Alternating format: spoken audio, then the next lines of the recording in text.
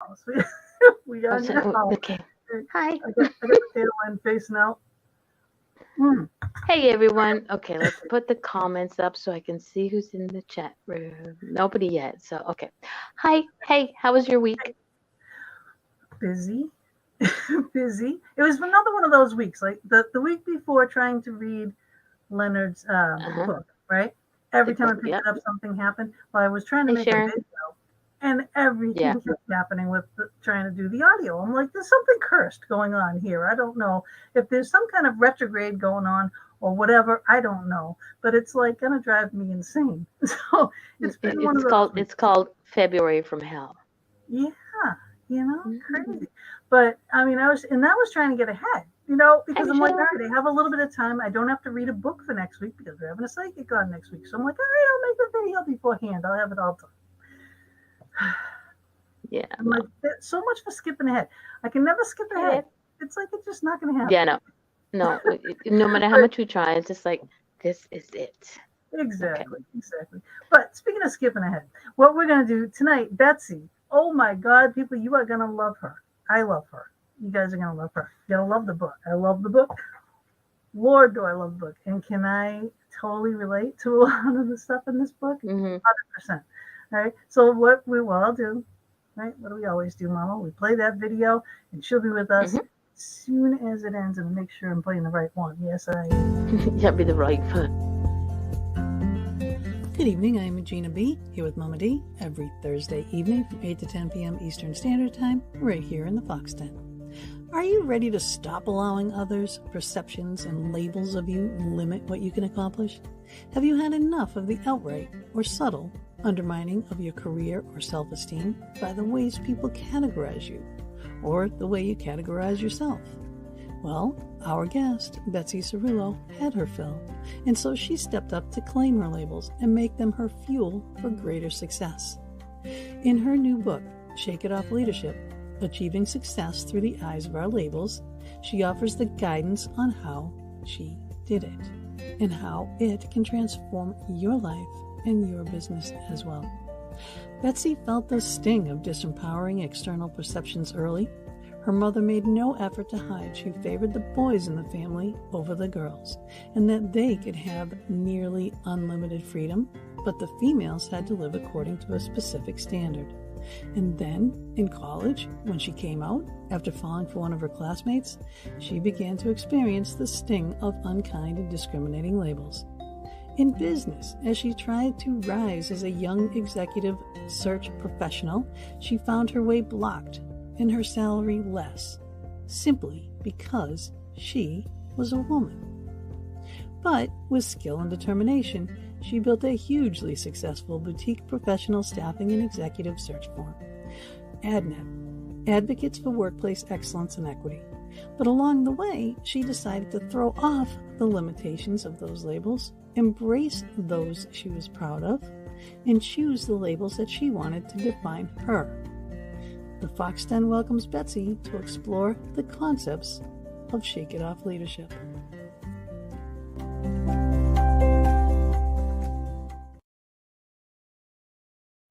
Gina, you always choose good music. Wow. Thank you. Thank you. That was really beautiful. Thank you. Thanks. I do work hard on those. I really do. And like I said, that other one for next week, I got it down now. So Sharon's like, look it. She's already making fun of me. I want to see the other one. All right. So they're making fun of me already out there. Okay. So that means She didn't if, record those, right? if the audience This is would is be making too. fun of you, I would can use I? them as blackmail Yes. on the Yes, next ma'am. What About Us show. Yes, you can make fun of me all you want. You know why? Because I can boot you out right out. You're right. You can. No, I would. No, Really? I would. Okay, I would fine, whatever. never. I would never. No, honest to God, really, seriously. Welcome to the show. I absolutely adored the book, and you had me laughing. You had me crying. I really. I know. I like mangled, but my book's mangled. Yours is all nice. Yeah. I kind of bet. I bet. I was actually. I even got it a little wet because I was reading it in the bathtub. No, that's called work-life girl. balance. Yeah, Mhm. little dipped a little on the end here, but I dried it. That's great. Need one of those things in the bathtub that you can put your book on and just sit there and just turn the page every so often. Exactly. But I didn't want to stop reading it, so I took it in there with me, and it was that good. But it really did. It had me laughing hysterically. It had me agreeing that I was shaking my head reading it, and it had me crying my eyes out because you do have a chapter on grief and grieving and stuff. And even thinking about it, I can get teary, and I'm going to try not to, but I can. So now that I've like given all these little tidbits of things to come for the show tonight, let's start off with, where'd you grow up? What's about your family? Why'd you write the book?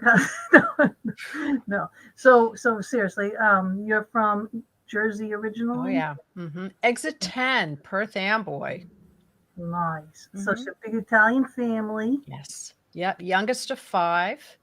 And and as we were saying before, very demonstrative when we all got together, and Right. fiercely loyal and passionate and tough on each other too. Yeah. Yeah. So like that would you make loved sense. your brothers, I mean everything was good, but they were favored. So they were like, you're outside playing, I'm reading these stories, you're outside playing and something happens, you get in trouble, you get in and the boys get to stay out and it's like, hey. Oh yeah. I mean, my sister is about 14 years older than me, and then there was the three boys in the middle, and she and I were just held to different standards. So, but I do want to say I loved my mother. I still love her, and she was a pain in the butt, and I Aren't we all? just on some level we are. That's what makes us great. But she was tough, and I love her. Yeah. Well, she produced you, so it wasn't all that bad. But I can understand why you were saying not fair, not her not understanding. But when in her generation too, they're growing up to different standards. My mom was the same way. My mom's Italian, and it's like everything we did drove her crazy. Right. Everything, and we were all outgoing. Yeah. So, and you Same couldn't here. hold me down. I was the youngest, but the youngest of 4 in my family. It was my brother, my sister, my other sister, all in a row, and then 5 years later, whoops. Yeah, I was came along. 7. Yeah, I was 7 years between me and my brother. So yeah, here comes me, and change the family dynamic. But when I look back on, I have a lot of wonderful childhood memories. And my dad died when I was 6. He was in a car accident. So and my mother never remarried. So, the typical Italian woman. And that dismantled the family. Yet we were all really close. And, my mom did her best to keep all the cubs in line. And we tested her, of course. We tested her. Yeah. And especially growing up in Jersey, you really got to keep a tight leash. Oh yeah, just like Massachusetts being Italian, same thing. Oh my good God, yeah, because like the whole Italian family was in. I'm gonna say it, Wista, right? It's spelled W-O-R. Yep. It's not Worcester. Worcester, Mass. And that's the whole family was down on Shrewsbury Street area. My grandpa Nick had a. My grandfather's name was Nick too. Really? Yeah, he was Nick Steamboat Matoni, right? And he had a shoe shop. Right. Had a shoe shop. Shoe shop. That's great. Yeah. And then Did he make cement shoes? He had a shoe shop. Well, it's something we had. It sounds like from your background, we had entrepreneurs in the family. So, on both sides of my family, they were really wonderful small business owners, worked really, really hard. So, when you have that in your blood, you're kind of set up for some kind of success down the road, because you're like, I'm wired for it. You're wired for it, Yeah. I could never work for anybody else. Well, I mean, but I was 12 years old, and my best friend was a recupero, right? And they had fruit stands. which was in cahoots with everybody down Shrewsbury Street. It was like Grafton Street area, all the same people, right? So I started working for that family. I would make more working in a weekend than my mother did all week at her job, and that family, every single one, a huge Italian family, huge, lots of them, every single one of them, totally wired for business. They wired my brain along with, members of my Italian family. My mom, she was the oldest girl out of all the siblings that she had, 11, 12 of them. Wow. And everybody had a million kids. So, huge Italian family. So she was the oldest girl. It was my Uncle Tony and then my mom. They had to work to help support the rest of the family. So while they were all working, all the other, my aunts and uncles got to further their careers. So they always did better than we did, so we always had to work harder, And my dad would always say, doesn't matter if, boys, girls, if someone else can do it, so can you. Yeah. I think some of that has us just be that working hard, that tenacity, because the world of business and life in general, it ain't easy out there. So we're just wired to work hard, and you've got to be in today's world.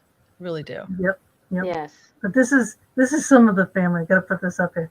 This is the spiritual gangsters. That's my family for the Facebook family. The spiritual gangsters is the paranormal mafia, the paramafia. But the other picture, that's my real cousin, my uncle. Robbie, my cousin Robbie, his sons and everything. And I know, I love it. But that was my grandma. Was that the one? No, this one. That's my grandma and my grandpa. That's Nick up in the corner there. So that's my grandpa Nick and my grandma Rose. Both of them appeared to me when they passed away. And then my Aunt Loretta and my Aunt Marie. And then that's my mom and dad. Now you can see, all right, my mom is an Italian one. My dad is Finnish. I look just like my dad. And then my girl's on the bottom, one dark hair, right? One like that. Isn't that crazy how that goes? That's precious. That is precious. It really is. Yeah, I never really showed them before, but that was Nick Steamboat, and he studied. I had, like you said, you had an Uncle Tony. I haven't. Well, who doesn't have an Uncle Tony? But his nickname was Bobo, and so it was interesting with my mom growing up. Even within the ethnicity, there was the labels, the eyebrow raising. So, for my mother, they're Sicilian, because we weren't Sicilian. We were from outside Naples, Abruzzi. So it was just funny how my mom would be that way. I'm like, well, they're Italian. What does it matter? Oh, you stay away from them. Okay. Yeah. But I never listened to her. No. We had all that too. All those warnings. No, you can go near this family, but you can't go near that family. Yeah. We had an accident. All right, Mama D, what happened up there? I have a really bad computer issue, so I'm on my tablet, and my tablet decided it wanted to go. But I should have, for everybody who hears, there we go again. Tony Franks and Joe was always in a yes, I had an Uncle Joe. Oh, yeah. Right? Yeah.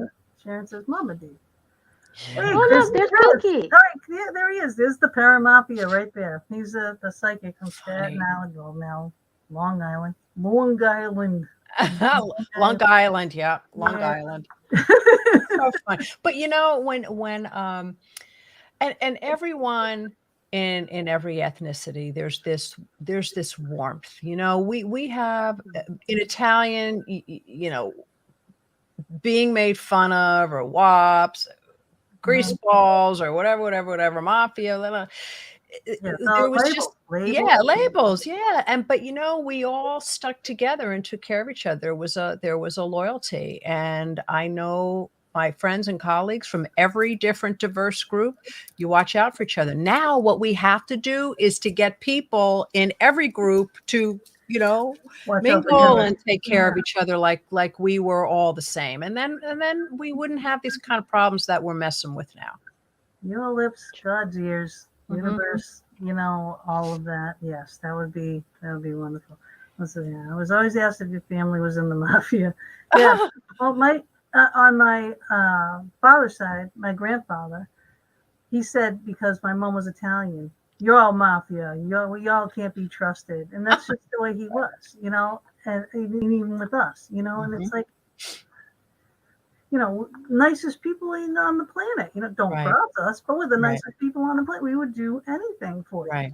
Right. Really, we'd give you our last dime. Mhm. If you needed it more than me, here you go. You- That's the way we're raised. That's I'm right. sure you are too.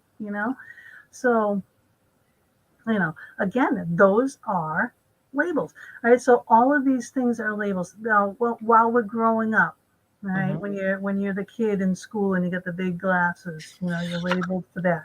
When you're the kid that I don't know has the red hair like mama, right? She gets labeled for that, right? Carrot top or whatever it is, right? Mhm. I had the big glasses. I had the Mhm. surgery done. Hi, Lourdes.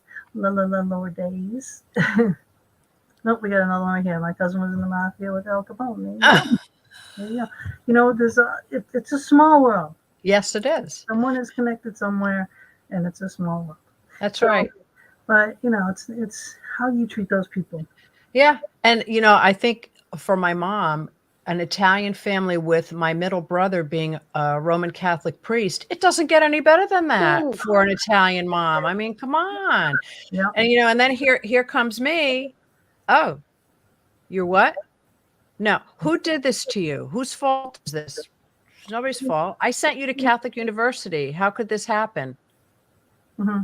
Happen, So, but it wasn't easy, and thank God for my dearly departed beloved brother Tommy, who was the priest. He was the first one I told, and he just said to me, "I love you no matter who you love, what you choose. You are my sister. I Mhm. love you, and it's going to be hard being gay in this family, so you may want to rethink it." Yeah, there's still that but, right? Right. It's okay, Yeah. but Yeah, but that's an Italian thing. I swear it is. yeah. Yeah, but he was a good guy. He's been gone for now 11 years, and he was just you'd love him. He would be on a show like this and he'd make you laugh. He was just such a great guy. He welcomed everyone. It didn't matter what religion you were, it didn't matter what your beliefs were. Mhm. He loved you no matter what.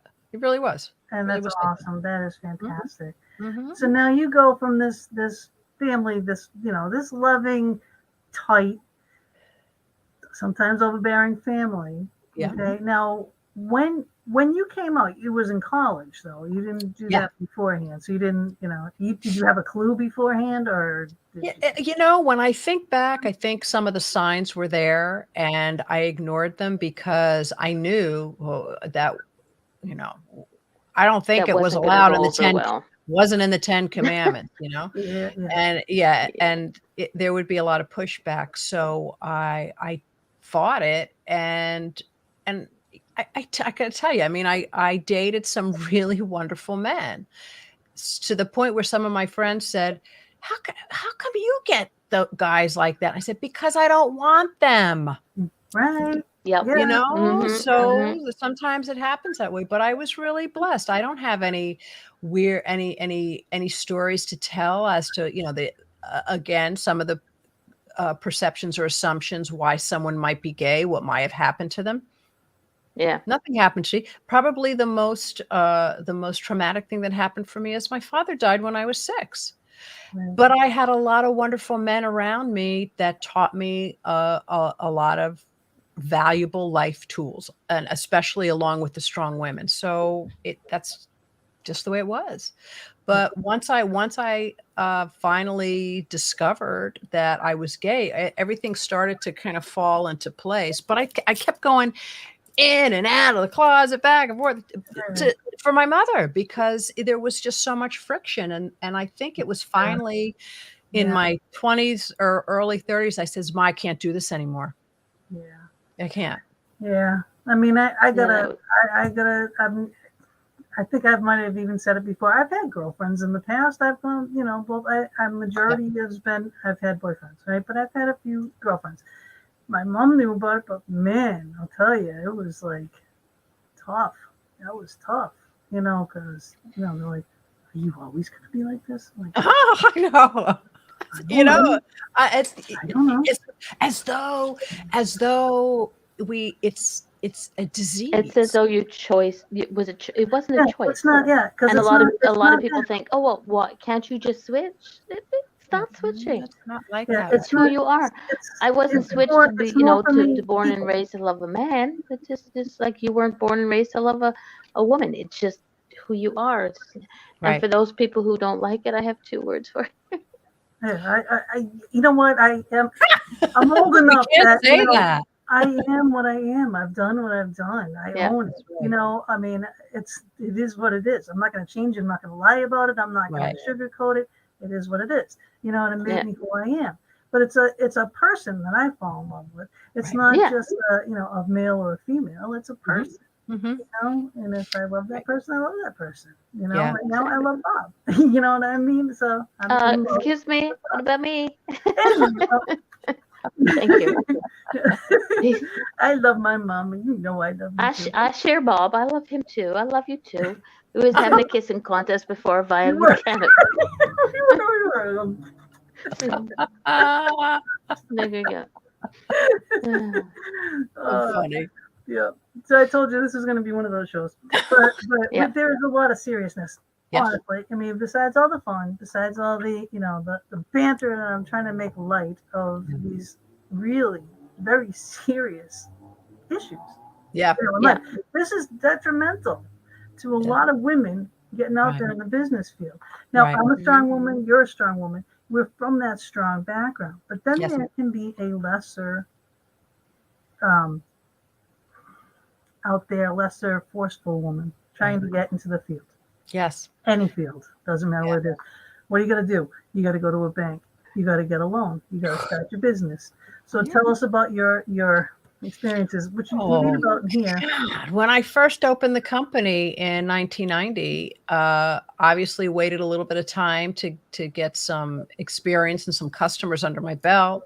Went to look for some financing because it's just a smart thing to have line of credits in place. Wasn't asking for a lot of money. Might have been maybe 25,000, and perhaps in 1990 that was a lot of money. And I'd sit down with the bankers, all of the men, and they'd go down a list of questions. And are you married? Who's Michael? This was my business partner at the time. Why isn't he here? You're the majority owner. I remember one of the bankers said, "How'd that happen?" I'm thinking to myself, "You SOB. If I wasn't a smart woman here, I'd love to kick you right under the desk." But it was just so inappropriate. I know, Mama D, that's how I felt. Yeah. She kicked them for you. That's right. But eventually, I mean, a lot of my early financing were credit cards. So thank God I was smart enough. I was like, okay, if these jerks are not going to give me financing, then I have good credit and my savings. And that was really the foundation. So, and as I was more established, I mean, within the first 10 years, I went to go, I had another banker. We were doing well, and he just kept, I guess, moving the goalpost farther and farther. And he said, "Well, you defaulted on the loan." He did not. The CPA and the attorney said, "No, you didn't. You got everything on time." But he was really jerking my chain. Yeah. So I went over his head to his boss and I said, "You want to play this game? I'm going to go right to an attorney." With the next day, the guy got pulled off the account. I got double what I asked for the line of credit, and he apologized. Perfect. Nice. Perfect. Because it is. It's like, some of these guys, they do not want to see you succeed. No. It's that old boys club, and it's horrible. All right, what we got here, Sharon? I was told by my high school counselor that I will never become anything and that I should just marry someone rich and have babies. Yeah. Wow. Wow. Yeah. Can you find me the rich man to do that to? Until then, shut up and leave me alone. But you know, sad to say that this stuff still goes on today. Yeah, You it know, does. Yeah, it does. I just can't get it.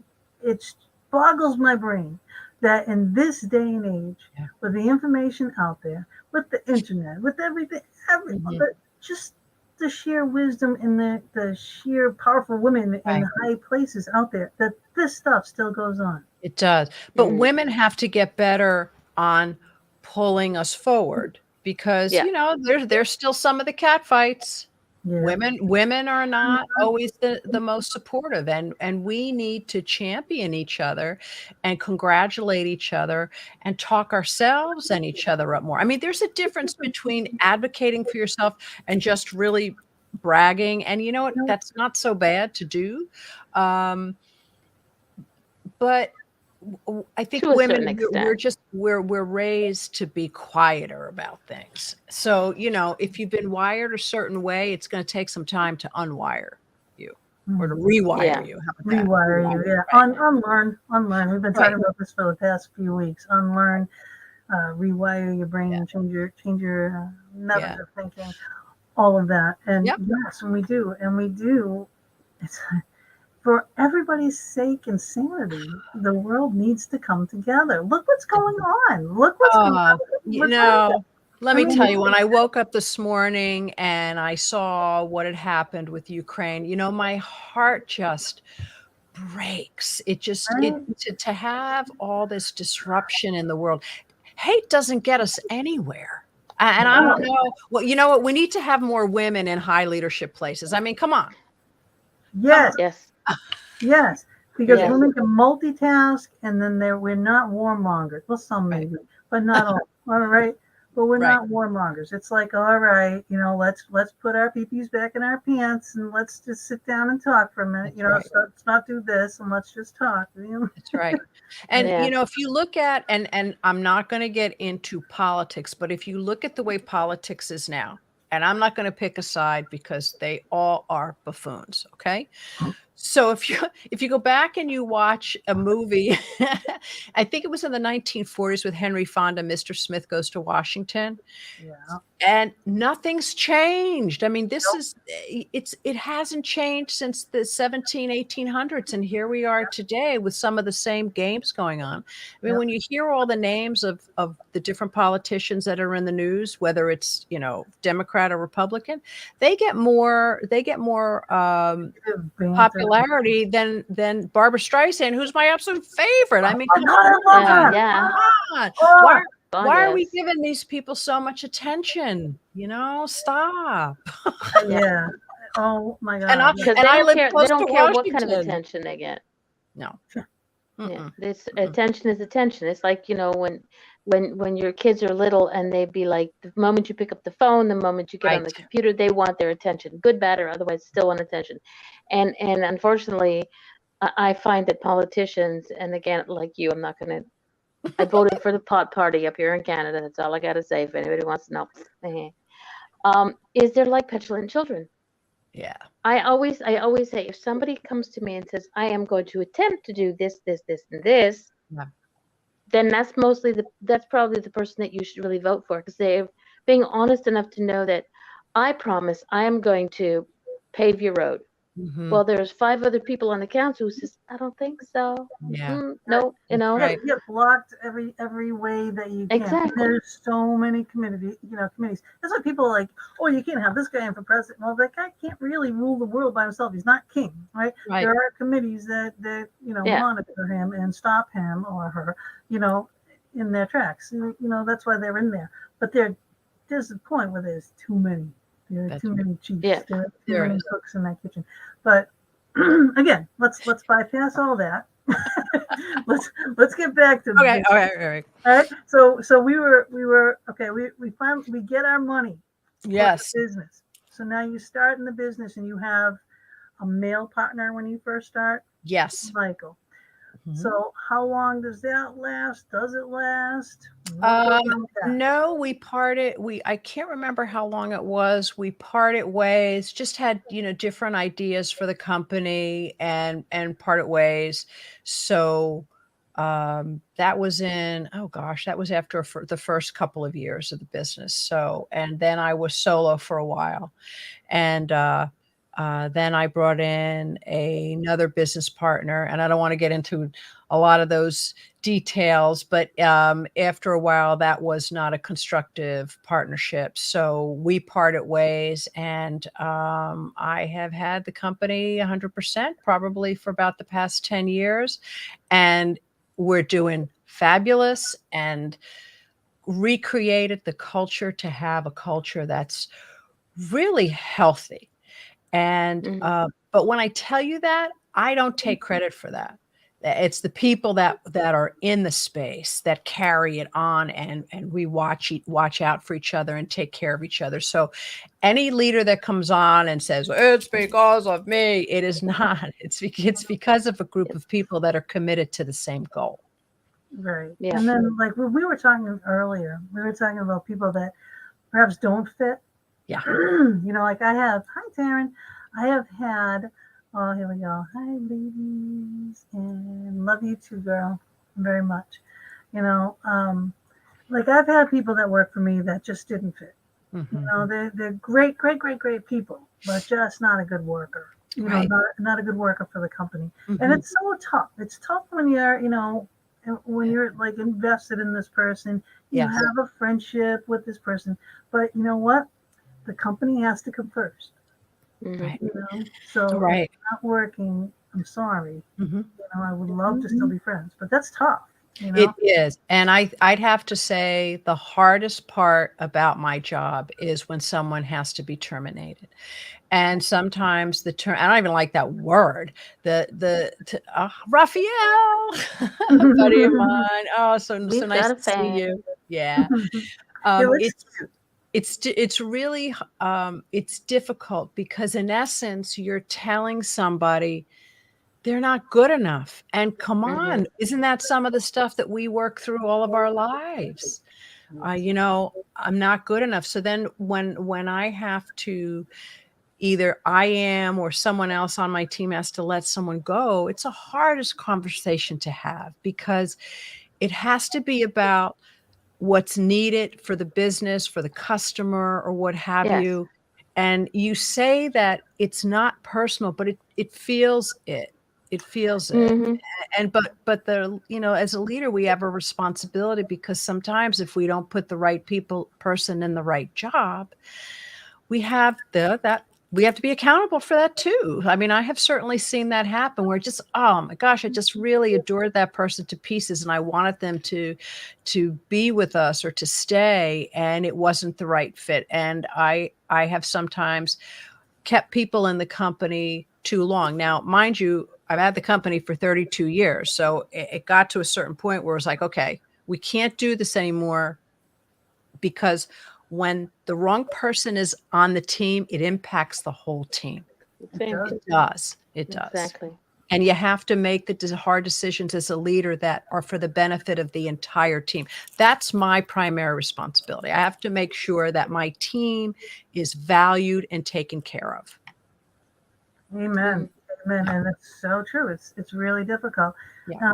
Now in your field, well, first of all, let's do this. What is exactly AdNet? What do you do for your clients? So the full name of the company, AdNet AccountNet, we are a professional staffing company and executive search firm. So we provide professionals in the areas of accounting, finance, human resources, and legal. We do a lot of work in the federal government, and we also do work on the legal side for EEO, equal employment opportunity, and reasonable accommodation. So these are the people that are part of the process when an employee files a harassment claim, an EEO claim. And the reasonable accommodations is to provide services for employees who are blind, deaf, or have a mobility challenge. That's very, very fulfilling work. So we do a lot of that work in the federal government, and just wonderful, wonderful work. Awesome. That's a tough thing. I mean, what made you do this? Which part? Well, start the company. All of it. Yeah, but this field? I mean, how did you get into this field at all? Well, I started out, I worked for another national staffing and recruiting firm for about 5 years.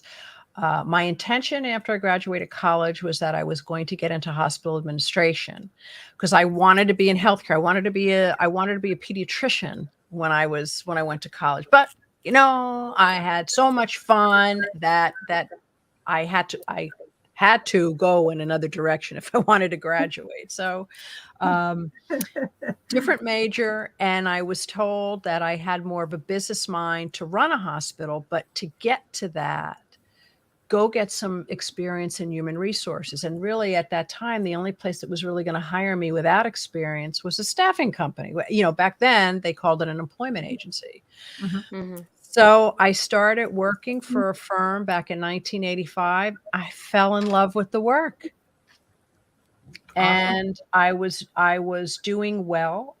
Mostly the women were on the temporary staffing side. So the part where my income was impacted was on the executive search side. I had to fight.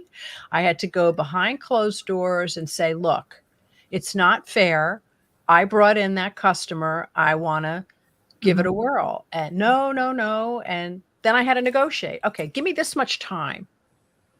And Yeah. then the manager said, okay, you can try it out. But usually the executive search roles did not naturally come my way because I was on different side of the house. Hmm. Yeah. So, Yeah. but I loved it. And then the company sold and they became, part of a conglomerate, and that feeling of family stopped. And I just Mm. loved it. And the owner of the company said, I just want you to know it's going to be tough. So I left to start my own business Yeah. because I loved that company so much. I couldn't imagine that there was another staffing firm that was better. So I figured I'm going to give it a whirl. And I did. Well, I'm glad you did because it needs to be more, women in business, And I chose a different route, like I was saying about the family. I was more family. We kept things tighter knit, but I was always more service. Mhm, So mhm. I had a cleaning company. I had Wow. Gina's Cleaners, and that's how I spelled it. Cleanas. Gina's Cleaners. All right, so good. That's great. I'm a Massachusetts girl. What do you want? That's right. And I had decorative solutions. So that was interior decorating design firm, Wow. construction. And my husband was Central New England exterior specialist, Mhm, which I could have killed mhm. him for that name. And especially taxes and having to write it all the time. But so I would design something, he would frame it. I Yeah. would do finish work and all the painting and faux painting and murals and kitchens and bathrooms and all that. Wow. And then the cleaning company Amazing. would clean it up, right? So we had everything under one roof. And then he died. Oh, And God. it's Oh, like, as half of the business is gone. right. However, I kept, so now I have to go into fight mode. Mhm. So as a businesswoman, you don't have time to grieve, No. you know, Mm-mm. no, because you got to close that business. You got two that are Mhm, still working, mhm, mhm. finish the Mhm. jobs he had started, Yeah, and all of that. yeah, Plus the people that are coming in saying, well, he owes me this. Like, no, he doesn't, yeah. and the people trying to take advantage of a woman, That's right. you know, That's right. How and long then ago was that? at 2011, 2711. Wow. Yeah, close to your brother. Mhm, mhm, So mm. yeah, it's like that's what I'm saying. When I was reading your chapters, especially on the grieving, and you touched on it here and there throughout the whole Oh, thing. yeah. Every time I cried, Yeah. and I don't do that. Yeah. And we were raised too. You don't cry. Yeah. No crying. There's no That's crying. right. That's You know. right. Oh my God. Yeah. Yeah. And it when that happens to you and whether you're running a business, you're holding down a full-time job, capping to keep your family together through it. Grief grief has a mind of its own, and just when you think that, oh, I think I've gotten over it, something else could Mm-mm. happen or trigger it. I mean, there's days that something just may come up and I'll just, I'll say to my wife, oh, I really miss Tommy. I really miss Jack. I really miss my grandmother. I could go down the list. It's that those moments and those memories. And but yeah, when, like, probably for you, when my brothers died a year and a half apart, it was like the world was pulled out from under me. And Exactly. it didn't matter. Business didn't stop. Nope. Yep. Didn't stop. You Yeah. had Yeah. to keep going. You got to, because otherwise you're that stereotypical woman, Right. But I felt bad because, like, I've known people, and you probably do too, like our mother's friends, right? They Right. lose their husbands. They crumble. They don't know what to do. They don't know where Right. the checkbook is. They don't know how to write a check. You know That's what right. I mean? It's just like, wow. And again, I just still can't fathom that, but it still goes on, It does. And I just have noticed that I see more friends, colleagues who have lost their spouses. And I'm at that age. We're getting older. You see it more often. And I'll tell you, every day I am just so grateful for my health. I am so grateful for my wife. I don't even know if I'd be here if it was for her, because she got me through that grief. I remember laying in bed when I had my first anxiety attack, and she just said, just say the serenity prayer. I'm like, I don't know what it is. Oh, the serenity prayer Yeah. saved my life too.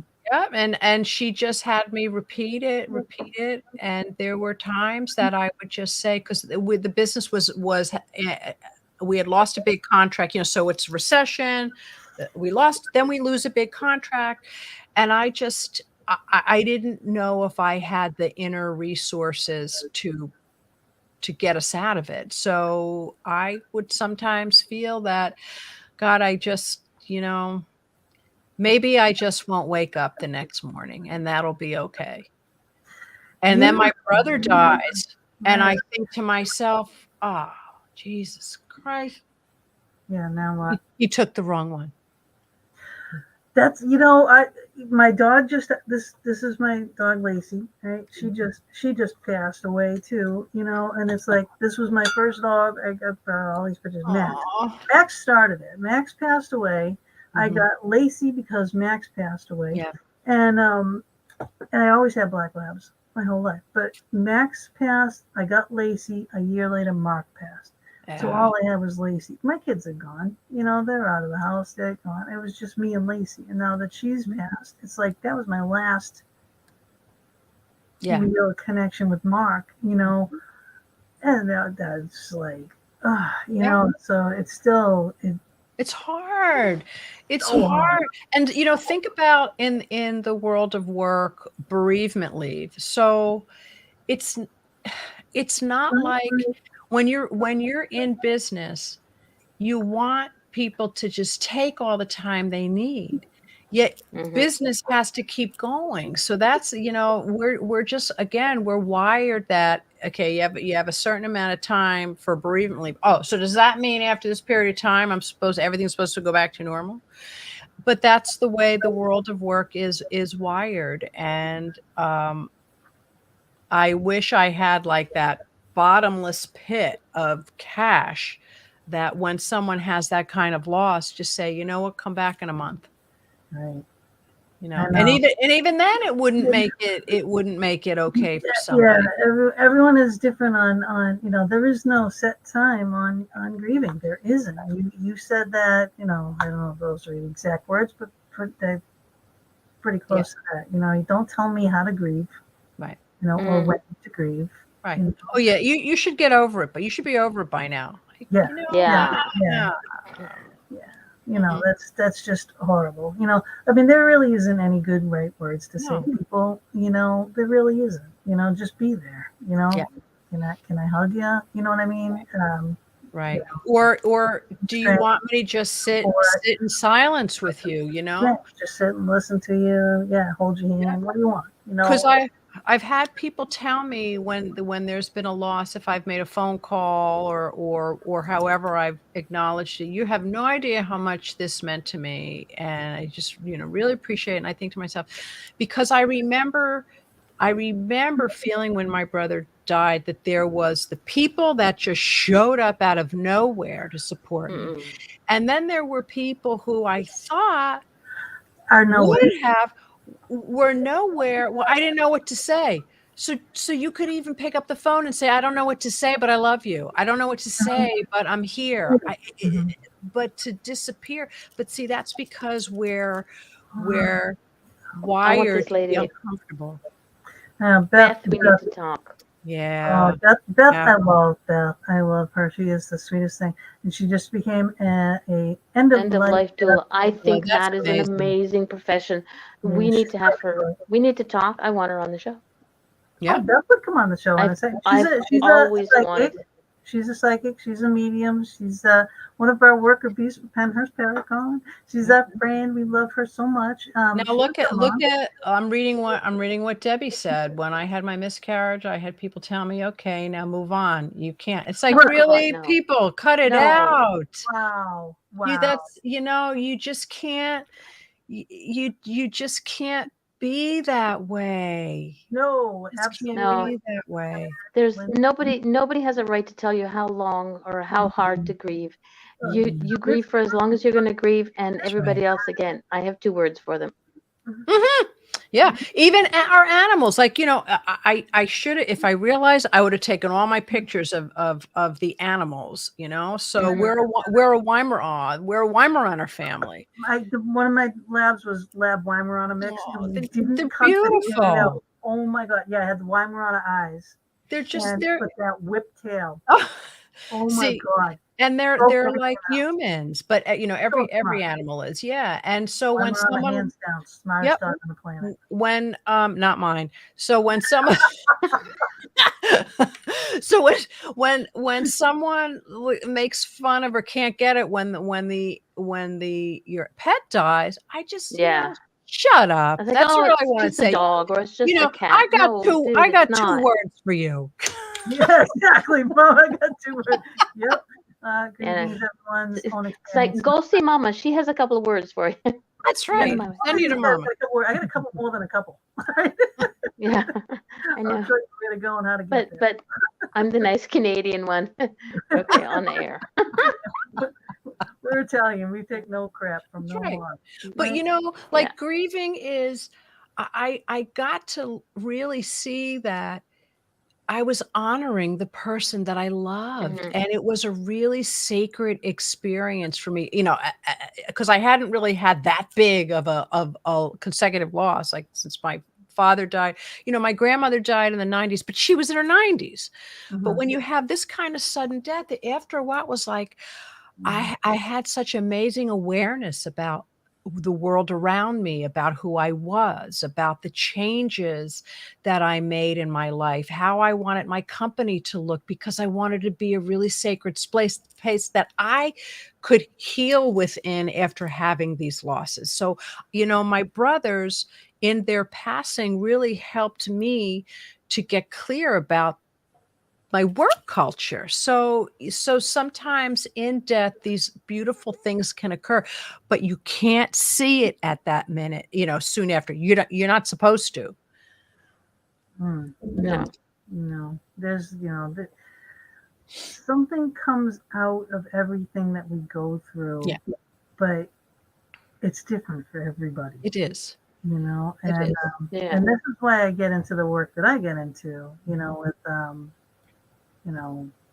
talking with spirits and whatnot, I think that's amazing. That type of stuff. And trust me on this, that they are still not gone, and if you do talk to them, whoever it is that you lost, like they were sitting right next to you, believe me, they're going to hear you. Even if they're here physically, that we can interact with, or even if they're crossed over, if you're remembering them and you're talking about them, they will know it. They will hear you. The first year that my brother Tommy died, He lived like the rest of my family's up in New Jersey. Tommy lived, his monastery was about 10, 15 minutes away. So we spent a lot of time together. We were really, really close. And in that summer, when we would have barbecues, he wore Stetson cologne. It was probably on sale. That's why he wore it. You know, he's a priest. He didn't spend a lot of money on himself. So I smelled the cologne. I'm like, get out of here. And I walked back. I smelled it. I'm like, Susan, walk this. Do you smell it? I do. He goes, he's here. Well, yeah, there's food out. My brother loved to eat. Loved to eat. Yeah. So it was amazing the things that I would experience. So spirits, I totally believe it. I can feel it. Like when I told you about that mansion in Baltimore City, Uplands Mansion that's near my house. My wife and I think it was the Thanksgiving weekend. The cemetery where my brother's buried is near there. So we saw this big building in the distance, and when we snuck through a fence, even though it said no trespassing, and we saw it, like, you will not confirm or deny that you what's that? We said we are not confirming or denying that you oh, that's right. I didn't say what I was trespassing for. No. Right. So we walk up to it, walked inside, walked to the front of it, and saw the graffiti, and I stepped in and I said, do you feel that? It doesn't feel good. No, it doesn't feel good. Let's leave, because some bad things happened here. Let's leave, because I'm pretty intuitive that way. And we left. So we immediately went home, went on YouTube, looked up Uplands Mansion, and watched all the stuff of the ghost and everything else. That went in. And it was like, so when I told Susan a little bit about the show and your background, she's like, really? Ask her about Uplands Mansion. I bet you she's been there. I have not. I have been to so many places, trust me, but I have not been there. I haven't really gone to Maryland at all. Okay. But all over the place, because mostly I was up, East Coast, but I've gone out like Ohio and Virginia and West Virginia. And fascinating. All around here, fascinating. Pennsylvania. But you know what, Gina? If you took that intuition, that gift that you have, I bet you if you walked into some workplaces, you'd feel that energy. That's because we know that there's not good things that happen in certain organizations. So you could be a Geiger counter for a workplace. 100%. Because and everybody has that though. Yeah. And it's like it's that fight or flight. Yeah. Thing that everyone has instinctively in them. So when you walk into a place and you're going in to get a loan and you're talking to a guy and little hairs on the back of your neck start turning, your stomach starts turning, it's like, you know what, can I talk to someone else maybe? And that's the thing is like, don't waste your time with that one person. Because now you don't have to take what you can get. That's you can go back then. We kind of did, and some, if you didn't talk to the person, you'd be banished. But now, if you feel that discrimination, you can ask for somebody else. You can. Exactly. Yeah. You don't have to take it anymore. Right. So if you feel like you're being disrespected, but if you get that gut feeling, those are direct, your spirit guides are telling you, get away from this person. That's so trust those instincts and go. But a lot of psychics can walk into a place. Everyone has a different gift, like Mama will sense things. She's sensed things, some of the guests that we've had on the show, and she has her little spirit guides will come and bump her on the leg, and stuff. And that's happened a couple of times with a couple of our guests. And she's just, all of a sudden I would be like, why is she looking like that's why Gina watches me so intensely sometimes. It's like she's waiting for. It's like I know, like sometimes, and it's so, to me, I know what's going on, and she'll tell me later. She won't say anything, disrespectful or anything like that during the show, afterwards. But seriously, it's like, you do have to learn how to trust your instincts, your guides, and go with I know when I'm in such a I'm just going to use the term, when I go into my phases, when I'm in the hamster wheel for work, if I've got tons and tons of deadlines and you got to churn things out, I have to physically take myself away from my desk, my office, and quiet myself down so I can hear. Mhm. Here. Mhm. Because I know I have strong intuition, but when I'm on that pace, it's like, okay, it's Yeah, it's okay. too much. Now I give myself permission to stop so I can listen. Because if I know something's like really pressing on me and I don't listen, that physical sensation, I won't sleep. I'm agitated. Mhm. It's like when a bad spirit walks in the room. Mhm. Yeah, so when a bad spirit walks in the room for me, it's a low tone. Mhm. And if they get really close to me, it really hurts my ear a lot. You know what I mean? But it's the vibrations in the room. If it's a Yes. medium tone or a high tone, it's fine. But if it's that low tone and that low vibration, there's something up, you Yeah. know? And then I'll start automatically, my wall is up. My wall's always up, Mhm. but my wall is up and you cannot come into my space Yeah. because, I have the power. I am the living here. I have the power. But, that's a whole nother show, you know? But here's the thing, like what you had said, just brought this up because I did do an investigation at a place, and I walked in, and I actually have one of the things on here that says I could cut you up, right? This entity was in this building, in this office, right? So Mhm. it's actually my son-in-law. It was his office. He wasn't my son-in-law at the time, but he was dating my daughter, Mhm. and everyone that would go in there was nice as pie, and then they would change. Their characteristics changed. They got negative. They started drinking. They started this. They started stealing. They started all this stuff. It was this influence from this entity. And every time I'd walk in the door, and if I had a recording going, it was I could cut you. I could cut you up. I could Oh cut my you God. up. Right? And it's really, really intense and really loud. You want to hear it? Mhm. All right, hold on. Wow. I'm just gonna find it in my videos. Mama, help me out here. Let's see. It's right here. Right here. Okay. Here it is.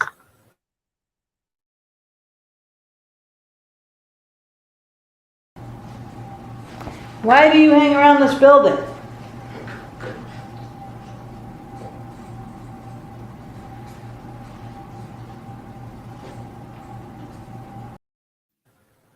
Now, did you hear that? Right?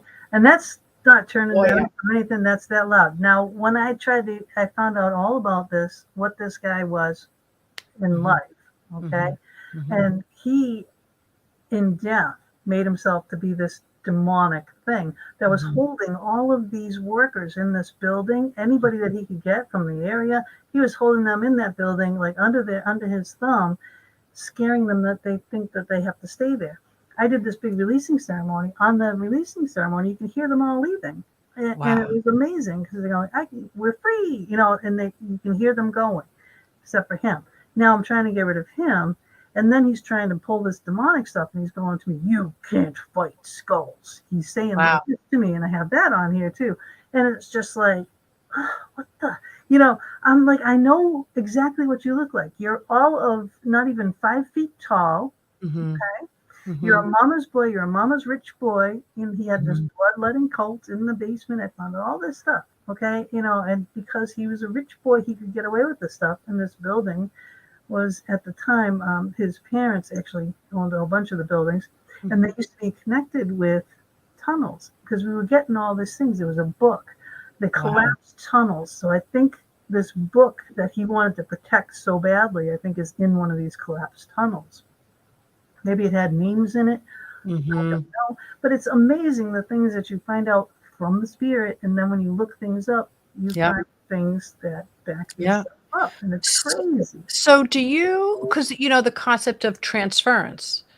So for you, how do you protect yourself when you go in that kind of energy? Well, I think that's a great thing for everyone in a workplace if it's not a good space. Like I know Yes. for me, if I know I'm going into a difficult scenario or something where I'm really concerned, I just have to stop and imagine white light. Mm-hmm, mm-hmm. Yeah. Yep. Mhm. Yep.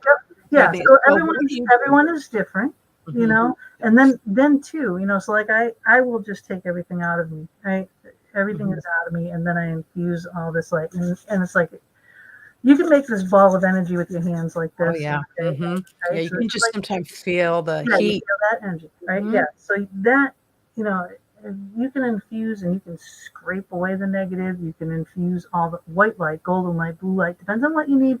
You can Mhm. Google it, all different meanings for what they are. If you need healing, if you need strength, if you need empathy, if you need whatever, you need, you know, there's all these different lights for all these different things in these different locations. So again, it's knowing where you're going, knowing what you're facing, Right. you know, and then being prepared for the Yeah. unknown, you know. So Yeah. golden light, I like golden light because it kind of covers everything. Mhm. You know, a lot of people like white light, but I mean, I just think golden light is more healing, more total encompassing. So once Mhm. that fills me all up and I have this big bubble around me, and Chris George used to always say, on your bubble, put mirrors on it because if anything negative is going to come at you, they're going to see themselves and they're going to scare themselves and Yeah. go Yeah. away. Yeah. But it's your intent, it's your mind, it's your Yeah, intent. it is. It is. It is. You know, I I pray a lot, Oh, you and Athena. and I think and faith, whatever your faith is, that is just so That's exactly it. important. Yep, I was Yeah. going to get to that too. You know, depending on because I was born raised Catholic. However, However, however, there's so many other things that I like. I mean, I love yeah, shamanism and I like Judaism and I like you know um, yeah, Buddha. yeah, I'm sorry. It's like there's so many things that I would do and that I would put in there. It is 9 o'clock already. See Athena. Yep. I didn't even realize it. Oh my goodness. We can talk forever. and I Athena, don't have my Athena's in the pajamas on backstage. yet. Excuse No, me, what? I have You half my forgot about me? How rude. Hi, Mama. All right. So I have this cute little video that's going to introduce Athena. And first of all, let me show you. Okay, this is Athena. We're going to be doing our crystal of the week, and she is going to be talking about sugilite. Sugar light. Sugilite. Sugar light. Right? Sugar light. Sugilite. So as soon as I play this video, she'll be with us, and then we'll all come back after it.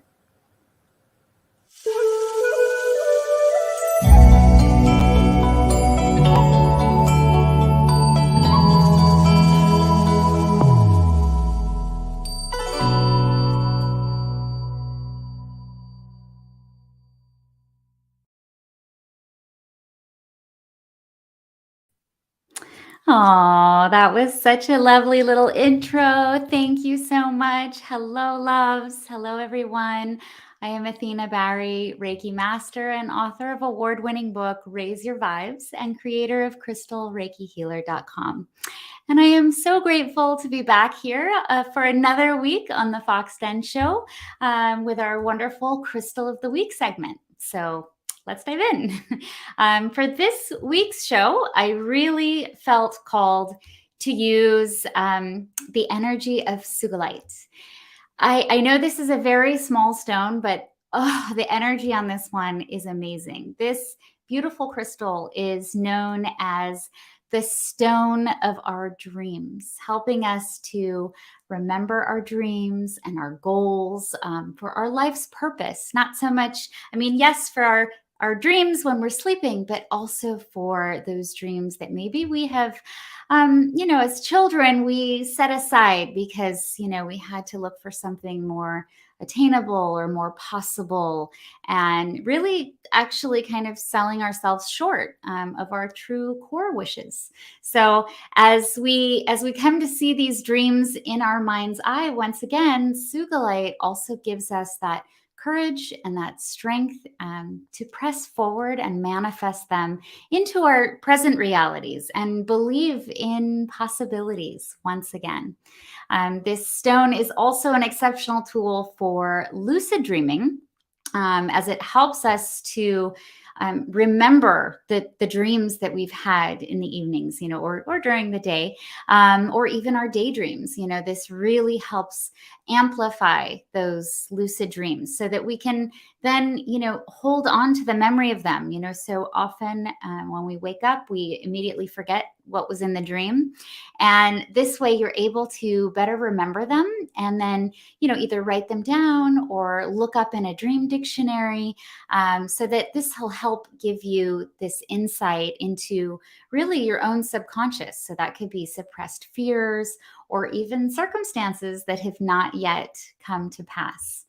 Sugilite is especially wonderful as a protection stone. And I love protection stones because I work with energy all the time, but this one is really fantastic for shielding and not even allowing within our auric space what is known as parasitic entities that come from the astral plane. So depending on how far along you are in your spiritual journey, those who have done out-of-body experience, astral projection, this is what leads us into that astral plane. And this stone works really well as kind of a shield of light around us to protect and seal our aura. And it actually burns away like any gray spots or dissonant energy that's touched on us, as well as helping to heal and close up any tears. So that would be like any places within us where we feel like we're losing our own essence and our own energy. Likewise, this stone helps us to release negative attachments that we have taken on from others. So this is also part of why this stone really resonated for me with today's show, in letting go of these labels placed on us by others that don't necessarily serve our highest good and even can prevent us from living our true path and our purpose. So this stone helps remind us of why we're here, what we came to accomplish, what our dreams and our goals are from even a young age, while giving us that strength to let go of all that outer interference and get back to our roots and our core values. Sugilite, and I love amethyst. It's one of my favorites, but sugilite is a major, major player for invoking the violet flame. It's like this beacon of light, and it not only shields you, but it becomes one with your own spirit so that you can, really rise to your full potential. For those that are on your spiritual path, as well as light workers or healers, this stone greatly kind of speeds up our internal spiritual development so that we too may become that beacon of light for others on their own journey, and really trust in ourselves and that what we're putting forward is authentic and from our true soul's purpose. So it's a really, really wonderful stone for healers, for light workers, for those lost on their journey. Physically, this crystal is really wonderful as well for those who have sleep issues like insomnia or nightmares, especially when there are anxieties that are kind of keeping us up at night. This helps calm those nerves, like just take everything down, helping us to ground and release those worries, those self-doubts, those labels, and replacing them with a sense of peace and a sense of purpose. And whenever we have that sense of purpose, that with that comes such an incredible feeling of peace, because you know where you're going forward and what you're meant to do. And then you have the courage to do it as well. This stone, if you haven't guessed, it activates our third eye and our crown chakras. The lighter shades, I know it's a very small one. I don't know if you can see it here. The lighter shades of purple are most helpful in assisting us to open and activate those upper chakras, while the darker ones, and connect with our dreams, right? And our goals, like help us realize them. While the darker shades almost even, in this light, you can't see the purple so much. It almost even looks black. This one helps ground those dreams into our reality. So it's like the lighter ones open up our eyes to possibility, and the darker shades fortify our dreams into their physical plane, moving the light of our Earth's energy into our own being. So it's not necessarily about opening your crown chakra or your third eye chakra to see out into the universe. It's about helping us to see the universe in ourselves. Ways you can use this stone. It's an excellent choice for under your pillow when you go to sleep. I love to sleep with this one. Likewise, as I always do, I like to keep these in my bra, in a pocket. They're also great for crystal elixirs, like in your bathtub or in your water bottle, helping you to ingest, or, whether through the skin or, literally digest the water. This elixir energy really helps you to absorb it. So great stone for keeping in the bath. Likewise, if you are meditating or you're just even having a moment of stress, this is a really good one to hold in your hands. Just, keep it over your heart center and take a minute to just bring it all down and center yourself. Most of the sugilite that we find today comes from South Africa, where they have huge mines of it there. And although it's not the cheapest choice, I think this one was like $40 and it's for this little tiny one. But even these little tiny ones carry such powerful energy. So don't worry about, having to get that $200 stone. I mean, unless you want to, of course. I love those too. But even the smaller ones really carry some powerful energy. And then you can always place it together with a clear quartz. If you happen to have that as well, clear quartz will work as an amplifier to really let that, it kind of works like it's a much bigger stone when you keep it together with a clear quartz. So that's a nice combination that you can use. And of course, I love to leave you with a wonderful affirmation to help you connect to your crystal's energy. And for sugilite, I'm going to hold it in my hands here. I am protected as I walk through the door to my dreams within the loving light of the universe. Oh, doesn't that feel nice? Oh, thank you, ladies, so much for having me on here. It's so good to be back. Hi, honey. Hi, loves. So adorable. Hi, loves. I have to say, Athena will not be with us next week. Next week is her surgery. We're going to go through withdrawals. Oh, I love you. I'm going to be going through withdrawals too. I would much rather be here. We'll send you irritating messages. I know. So it might be, 1 week, it might be 2 weeks that we'll miss her. But, I want y'all to say prayers for her, for, healing, quick recoveries, all that kind of stuff. Thank you. Thank you so much.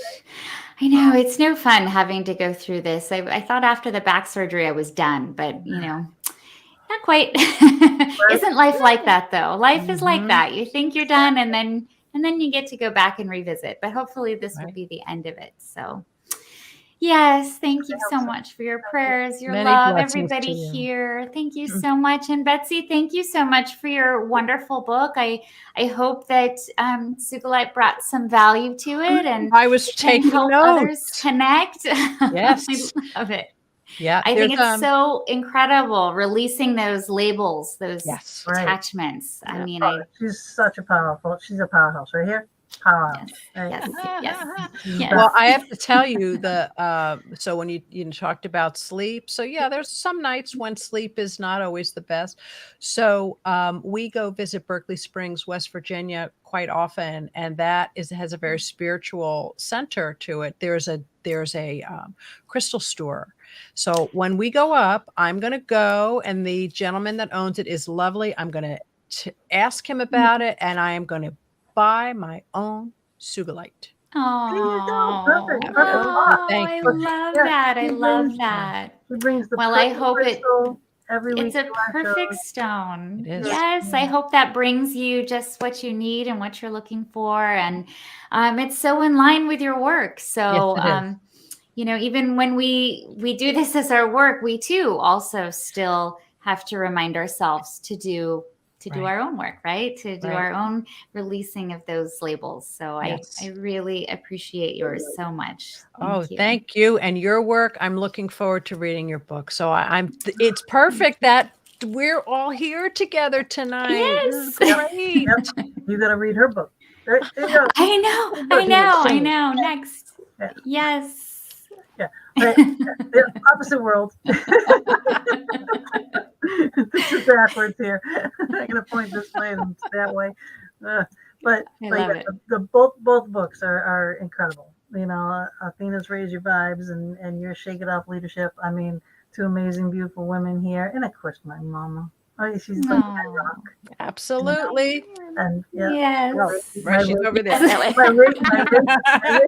You're gonna have this just down pat by the end of the show, and then done.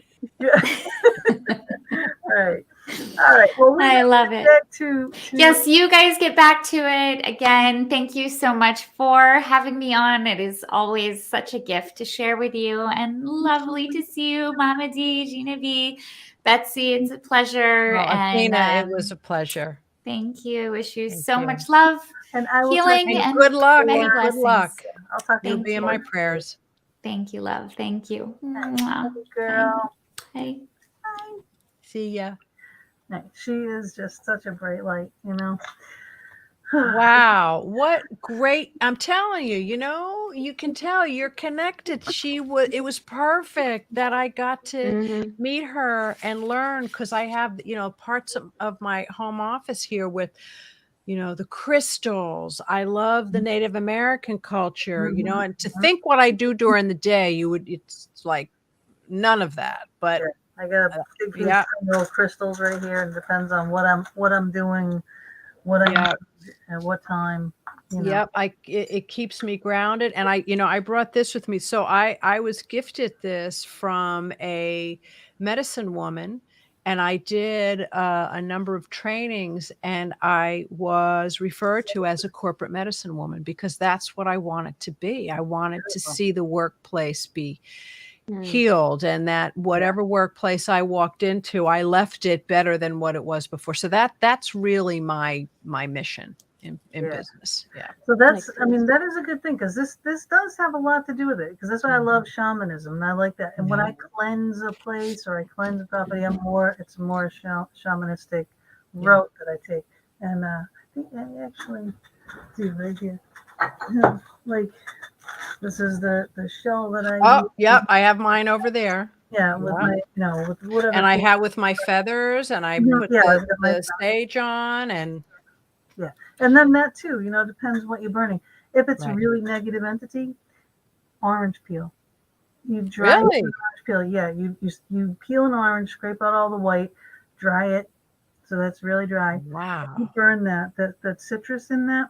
It is so much more. It's like 10 times. Taking notes. I am. 10 times any sage. So you get rid of negative things. That is great. Also, leaving out lemons. If a place is really negative, leave a bowl of lemons on the table until they start turning the black spots. The black spots is that negative energy. I've heard that. So I make limoncello. Does that count?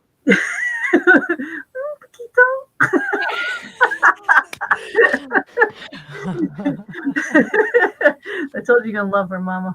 Yeah, you take a few shots of that limoncello. Anything negative, it's gone. Okay, we're sending some up my way. Did you say? Yeah. And then it'll get to the border, and the border guards will go, I don't think so. Right after the show. Yes. Oh my goodness. But it is like there's so many things. There's so much, so many aspects on keeping businesses running well and clear. And you can have one bad person can come in and just infect a whole place. Like that place that I was talking about. I could cut you. That's Once I got rid of that, and actually he kept saying I could cut your throat, I could cut your throat, I could cut your neck. The only person that stayed in that whole entire thing was my son-in-law. He ended up having neck surgery. They had to put a cadaver bone in his neck. I'm like, yeah, because this guy is going like this to you all day long. So spirit realm can affect the business. But one person that is carrying something, some kind of an attachment with them, and comes in, can leave that negative energy in a business. Right. So, to cleanse, to have that practice, that's a wonderful thing. Yeah. This reminds me. So we moved into a new office space 3 years ago, beautiful space in Baltimore City. And obviously we weren't even a year into the lease. Boom, everybody's remote. So we periodically, some of us go in, and now we're putting back together our, formal return to work, which will be some type of hybrid.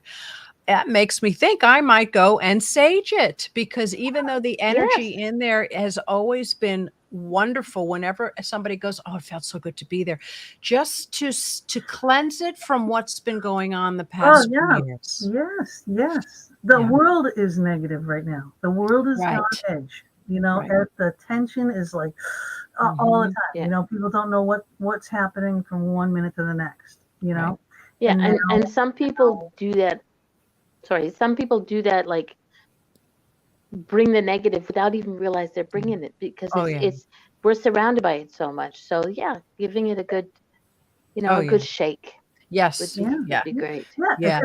It could be an attachment on someone that they don't even know that they have. No, But it affects everybody else around it them. does. It's like you're dragging sludge into a place and you're Yep. leaving it stripping off of you as you're walking across the room. Absolutely. And my team has been so majestic through the pandemic that I want to make sure that no negative spirit that could have snuck in the door, even when someone was coming in to water the plants, got in there and stayed. Exactly. No, you want to start. Yeah, you want everything positive for your business. You want good vibes. You want positive.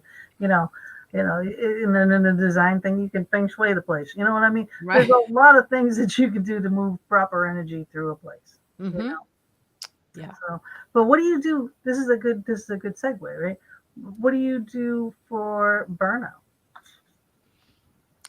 Wow. You talk a lot about that. I do. I remember when I wrote that chapter, I was feeling a lot of burnout, and I'm about a week or so before a vacation, so I'm a little toasty right now.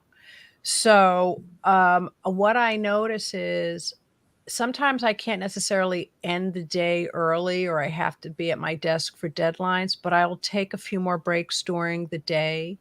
The weekends, I'll just say, can't do. I'll make sure I put the phone away. I'm not going to check email, and read. So I've been reading J.K. Rowling's book, The Ichabod. So I love, she wrote Harry Potter. Sometimes I want a kind of fun book, and I can't. Books. Yeah, I can't I was just thinking that Darian's books.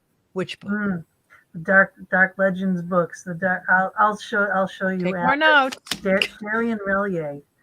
Wow. Yeah. Oh my God. I'll show you. If you like dragons. Dragons. That'd be great. Yeah, because you got to have, like, I read a lot of books for business, and I'll try and alternate. But when I know I'm getting burnt out, I read things that are so not related to business that they're fun, just so I can shift my mind. Yeah. Takes your head somewhere else. Oh yeah. And I want to be outside, but lately the weather's been rather stinky, but it's okay, because this weekend I'm going to jog. I'm a runner, so I tend to kind of not do it as much in the wintertime, but now it's time to get back out, because that definitely just makes everything move. Right. So yeah. I wish I could do that. I can't breathe. Thank you, COVID. I got really bad lungs now from COVID. But, I'm so sorry. I can't exercise like the way I want to and used to. I mean, I'm used to doing physical labor, Yeah. And then I stop. So it's like I gain all this weight, but now it's like I just wanted to start exercising and getting back into things. Actually, this was here before, just COVID just made it worse. Right. What about acupuncture? Have you tried acupuncture to? No, I just had nerve tests. I'm like, not in any way, shape, or form wanting to have any kind of needle stuck in me. It doesn't hurt. It's not okay. All right, look, we need to have a conversation. They are not needles like you're thinking. I know. I do know that. Now, if it was me, it would be like. No, I'm just going through. Just beyond ridiculous stuff Yep. going on health-wise, you know. And Yep. it's And just, you sometimes you just got to take it. You take it one step at a time, mhm. one day at a time. Yeah. Exactly. Mhm. Yeah. And every time I go think I'm getting the answer, it's like, oh no, 2 more tests. Oh, 3 more tests. Go to this one, go to Mhm. that one. Yeah. Mhm. Oy vey, you know. Yeah, it is. It's oy vey, oy vey. See, look, Sharon said it doesn't hurt. I saw that. I Thank know, you, thank you, Sharon. Sharon. I Thank know, you, Sharon. I know. My It's just daughter I'm does it monthly. so busy. She has really bad sciatic nerve, and Mhm. she does it monthly, and she can, without medication, she survives the month with it done Yeah, once a month.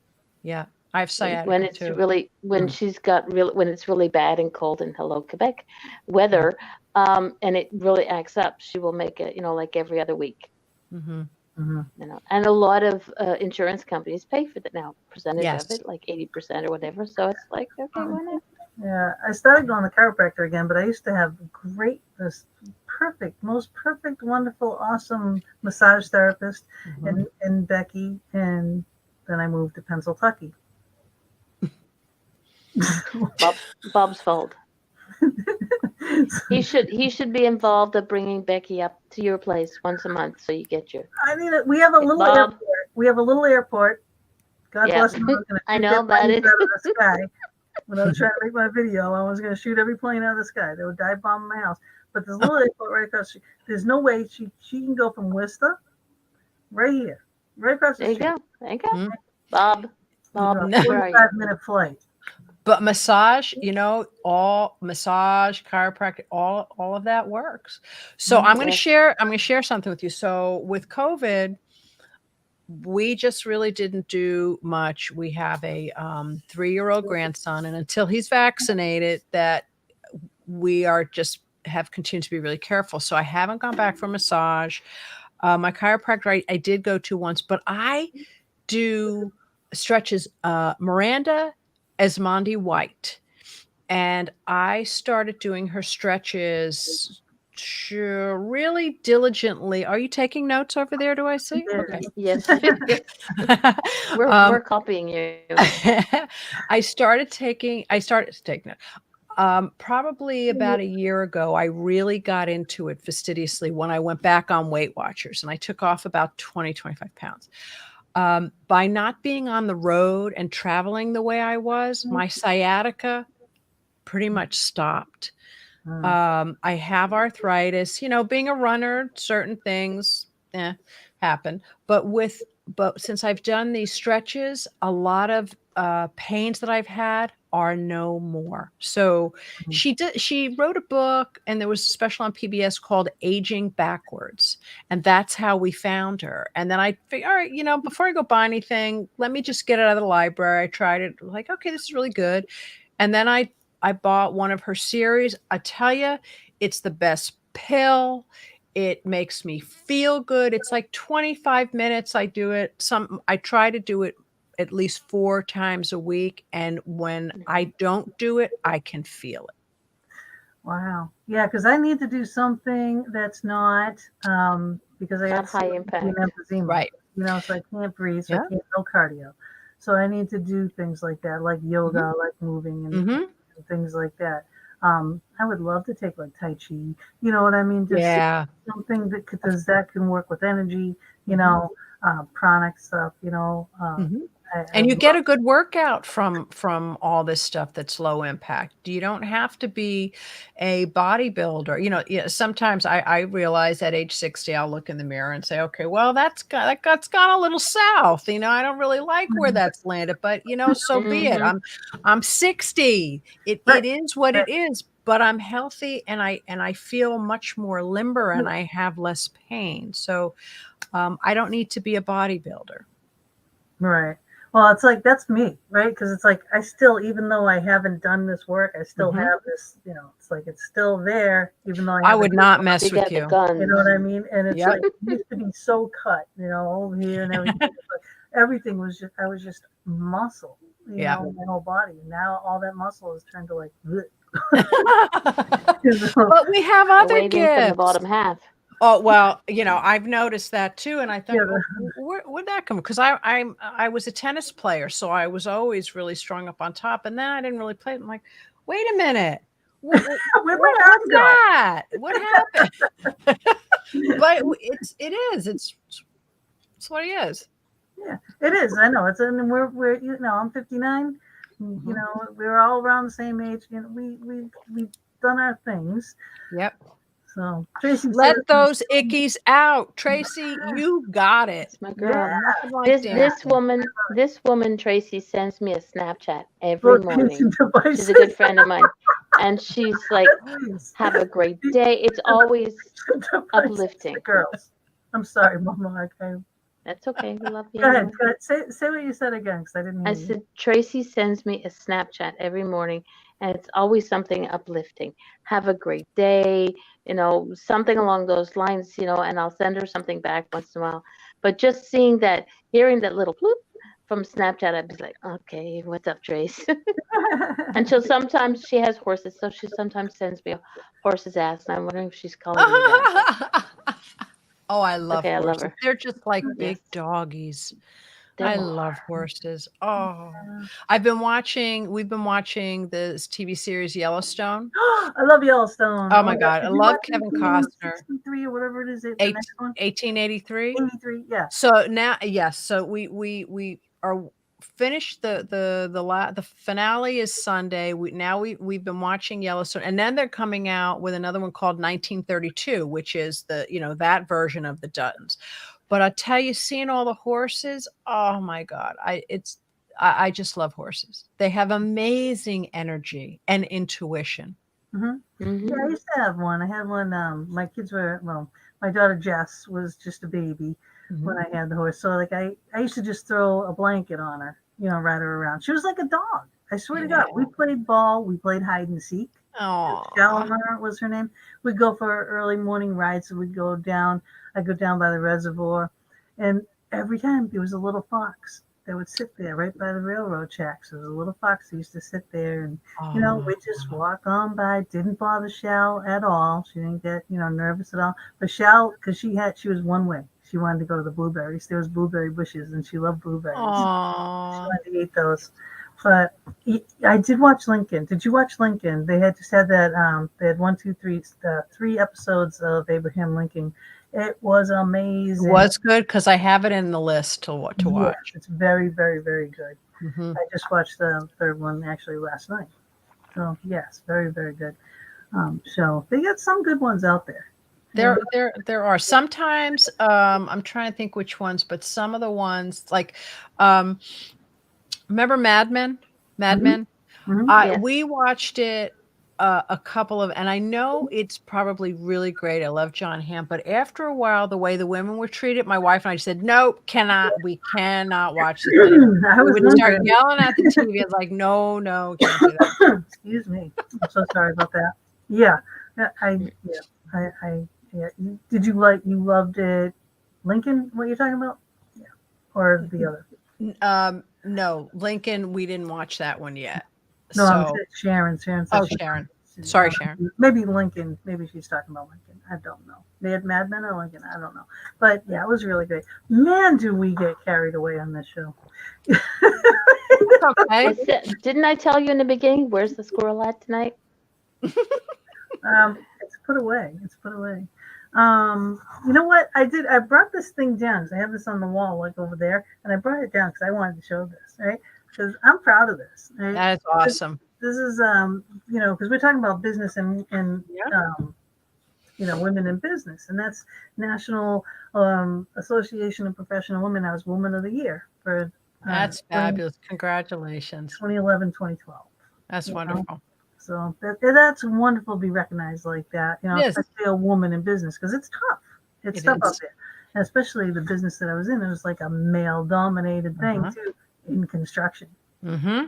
Good You for you. Because if, like, with the federal government, they have the NAICS codes. And one of the thing, if you're a woman-owned business and you're in construction, you get pushed to the front of the line for opportunities because there's Not not what as many construction companies that are owned by women. Yeah, not when I was doing it. That's now. Now Yeah. it's more.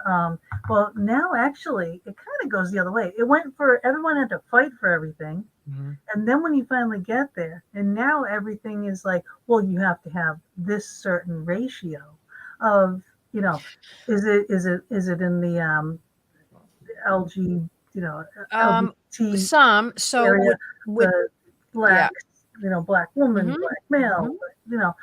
Hispanic or whatever it is, you have to have this ratio. Yes. Doesn't matter if they're qualified or not, you know. Well, you know what? I know sometimes people say that. I know in the work that I do, if you don't deliver, you are out. You're Yeah, out. I mean, because the work I'm in is human capital, and if you send a contractor to a customer and they don't work out, believe me, the customer remembers that. Or if the person doesn't work out and you don't rectify it quickly, you're not going to last that long. that yes, Yeah. that is true. But it is it's really tough because a lot of businesses like bus companies and things like Mhm. that. Those are the ones that are really getting pummeled by that. Mhm. Where Mhm. and then they feel like when they finally do get that job, say there's Mhm. a gay black woman, Right. right? That poor woman has got a target on her back from the Mhm. second she walks through the door, Mhm. you know? Mhm. So she's got to overcome all those labels that That's they're throwing right. at her, right? Right. Firstly. So she's got to work 10 times That much harder harder. That's right. than Yeah. anybody else. That's right.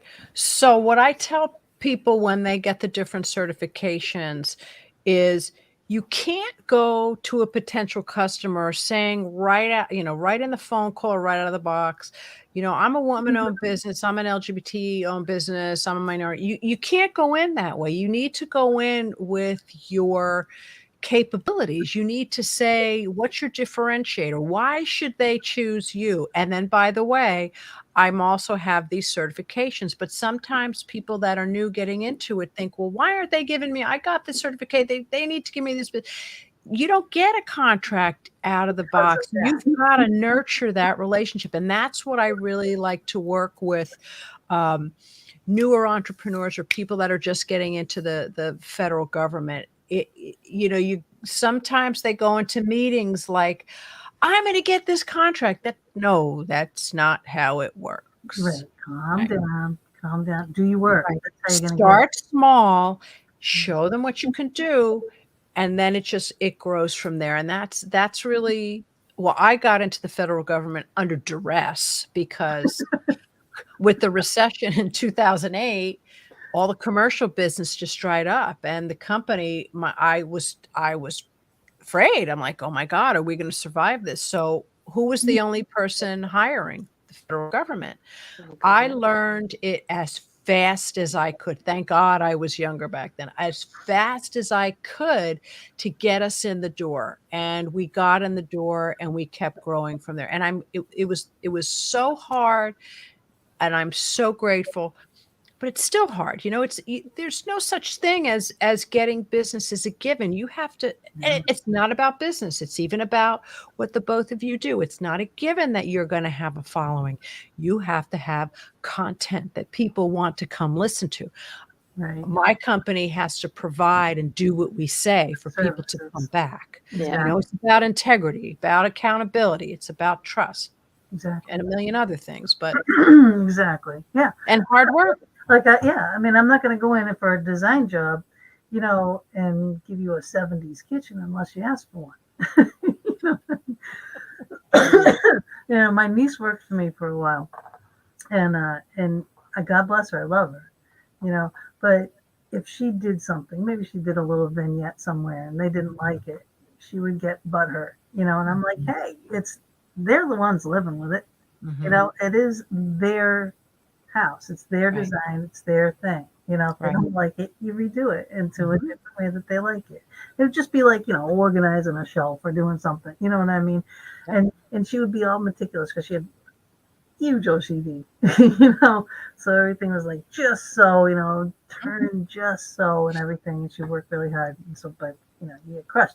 And I'm like, well, you can't be in this kind of a business and get crushed like that, because Right. I may put in 5 designs before, the 6th Mhm. design might be Mhm. the one that they approve of, or they might like the first one, but they'll say, can you show me something else anyway? I'll Mhm. be like, yeah, sure. That's right. But regardless what the competition is, or regardless how much rejection there is, I mean, owning a business, it's not for everybody. No. But being working is not for every with the demands there. So it's not just about being a business owner, but it's about doing your work.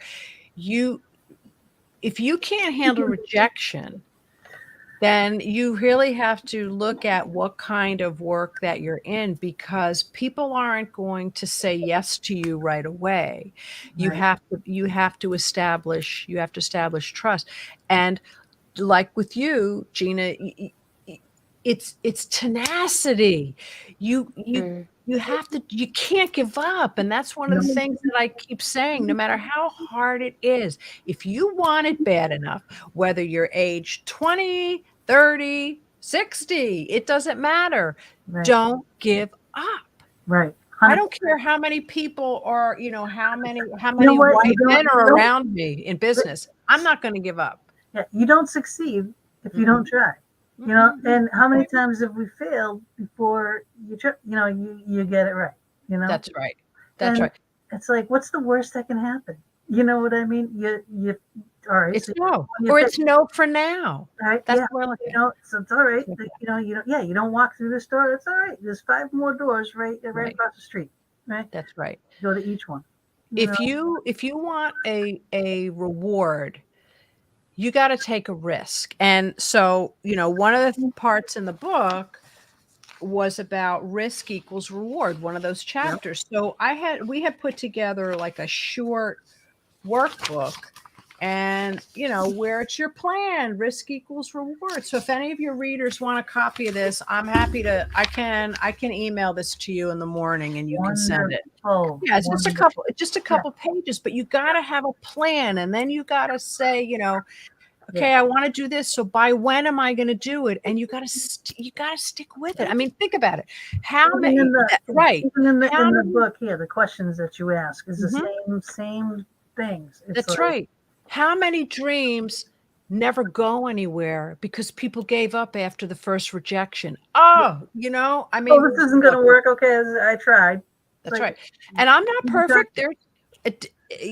I wanted to be a pediatrician. Am I a pediatrician now? No, I'm a healer in a workplace, in a work culture. So if I would have looked at things differently 40 years ago, I might be a pediatrician today. I didn't have the tools then that I have now. But when I started to realize, once I got out of college, and it wasn't really going to happen for me to be in medical school, but when I got my sights on, I really could have what I wanted, I went for it. Right. Now, if I would have told my mother sooner, get off my back, I might have had less stress from her. But like I said, I love my mother. I love her unconditionally, even though she was a pain in the neck. Maybe not just the neck, but That's my job. right. I get you 100%. It's tough. But she loves you, and you love Right. her, and she did what she did because she thought it was best for everybody. And Right. she's right. old school. She did the best she could with what she knew. Right, old school Italian lady. Yeah. We have a bunch of those. And we're going to be one too. Yeah. Well, not No. old school, just old. Just old. Never. I have Never. a grandson now, and he is, oh my God, I'm loading him up with foxes. She keeps trying to put in shark stuff. I'm like, no, you gotta have a foxy. I just like went up to see him. I got him a fox towel, for his bath and stuff, and he's running around with that, and fox toys and everything. It's like, he needs fox. Kids are great, grandkids. We have 3, and I could remember at different stages, because one's 23, one's going to be 16 on Saturday, and then the youngest is 3. Wow. But when you're in the moment with the grandkids, everything else melts away. You know, whether it's a grandkid or you're older and you're with your nieces and nephews, it melts away. It's, you know, it's so pure. It's love. It's fun. You get to be a kid. I mean, would I be out in the business world singing some of the songs I do with my grandson? Heck no, I'd lose business. I know I can't sing, so yeah, I would lose friends. Right. Lose business. The ghosts would run away. Yeah. Oh, they'd clear out if I came in and sang. Exactly. That's a good way to clear the room. I'll just start singing, y'all. Start singing Baby Shark. Baby Say that Shark. again. Baby Start Shark. singing Baby Shark. Oh my gosh. Oh, Baby Shark. Okay. anything. It's a children's song that was going around, and I think it's still out there. It's just less I will less look it up. prevalent right now. Mhm. But yeah, it'll stick in your head. It's like chicken wing, hot dog and bologna. I taught it to my husband one day before he went to the hospital, and he had all the nurses on the dialysis floor singing it. Oh my Yeah, so it's like contagious. It's like it was funny. Well, I used to sing Dean Martin all the time. You know, like when we were Oh my working, we'd be God. singing. Oh, Dean God. Martin was our completion song. We got done a job, and we had to play Dean and just sing the, you know. Oh, I love Dean Martin. Oh, when I start putting on like, you know, Enrico Caruso or Mario Lanza, my wife's like, "What is this shit that you're playing?" You know, But I love Barbara love it. Streisand. She is, you know, Barbara Streisand, Whitney, the best female voices like Yeah. ever. That's right. And Oh, then I love Neil God. Diamond, but I mean, I like 40 things, and I like, you know, Nat King Cole. Yeah. I love all music, but you just got to be a good singer. That's you know? right. I still Unlike love Donny myself. Osmond. Oh my God. Johnny You know, Osmond. yes, this lesbian loves Donny Osmond, and I have seen him in concert a few times. I plan on going later on this year, and I am going to meet him because he comes down into the audience. So I am determined I'm going to get a picture with him with my arms around him. Well, yeah, well, I do want actually, to see that. yeah, with Neil Diamond, I've seen him so many times in concert. But my daughter used to work in lighting when she was in college. She went to school for sound production and engineering and stuff. And she worked for a lighting company while she was in college. And we went, Neil Diamond was going to Fenway Park. So I could go there. If I helped. So I wired, you know, the Green Monster, just so I could see Neil Diamond one more time.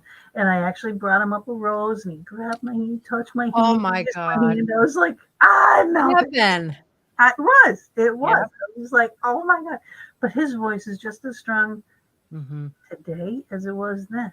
You know, and just like Barbara Streisand, you know, they took care of the voice. Now, you know, Whitney Houston, I loved her music, but that was sad. It was sad. So sad, you know. Yeah. Yeah, I mean, and you know, that's the thing too. Drugs and alcohol destroy things. You know, I mean, even when people think, "Oh, yay, let's go have fun, let's do this, let's do that," it's depressing. You know It is, and I used to do that, but I've been, let's say, I have been 7 years sober. Congratulations. Yeah, and Congratulations. You've got to love that serenity prayer. Yeah, I had major problems. I mean, I was sober for 28 years, and then it's like, you know, I picked up a couple times here and there. It doesn't work, you know, and it's like I just don't have any use for it. I really don't. It just makes me sick. It's tough, and it was the best gift I ever gave myself. You know, it really was. So and then that came out of my brother's passing away. I am a far better leader. Being sober, I am so clear. My reaction response time is much quicker, and I'm grateful. I'm grateful. I think the whole entire world should live every day by them 12 steps. You know what I mean? That is so empowering. Yes, they are. And keep yourself in check.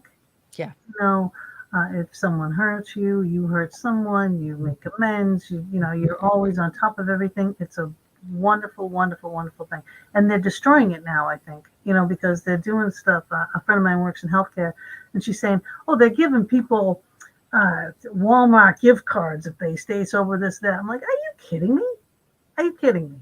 Mhm. They're like destroying a system that's worked for Right. how many years? Right. If it ain't broke, don't fix it. That's right. You want to get sober, you want to get clean, you want to get straight, you want to get clear in the head, you want to have a better life. Work the program. That's right. And I'll tell you, I mean, I haven't been to a meeting in a while because of COVID, but I'm going to start going again. In that room, everybody was the same. I'd walk in my suit, I'd sit down, I'd listen to some of the stories, I'd convey, what my stories were, and I'd walk out of there so empowered. Exactly. You feel great. Yes. You're not alone, because that's the thing. When you're in the grips of it, Mm-hmm. you feel like you're alone. You have nobody. No one feels like you do. There's dark clouds falling, only you. Only this bad stuff happens to you. Right. No, not And true. you listen to other people's stories, and I would feel a lot of gratitude and grateful that I had my story, Mm-hmm. and just marveling at the courage of some people that had stories that, my eyes would open like, whoa. Mm-hmm. But what courage for people to come to that decision to stop and to be able to say, hi, my name is Betsy. I'm an alcoholic. When I said that, I was like, I felt really empowered by it. I didn't feel the shame. So, yeah. But you can incorporate that into everything. You know what I mean? Any problem that you want to conquer, first of all, you got to admit that there's something going on there. If there's an issue at work, you got to admit there's something going on there. It's like you can incorporate these steps into every aspect of your life, into your business, into everything. But it does just make for a better all around it does person for yourself. But that's serenity prayer. Everybody should say that. Start your day off saying that. Yeah, I say it every night before I go to bed. My morning ritual, I have my prayers. I wear St. Jude. St. Jude has got me through so much at night. The serenity prayer. It just whatever your faith is or whatever your spiritual practice is, it just keeps us all so grounded. And again, with all the negativity going on in the world, we have to embrace some kind of faith, whatever that is. Whatever it is. Whatever it is. Exactly. It ain't you. But that's it. As long as you know it's not you, that there's something greater. Yeah. That's it. But it's I just totally lost my train of thought where I was going with that.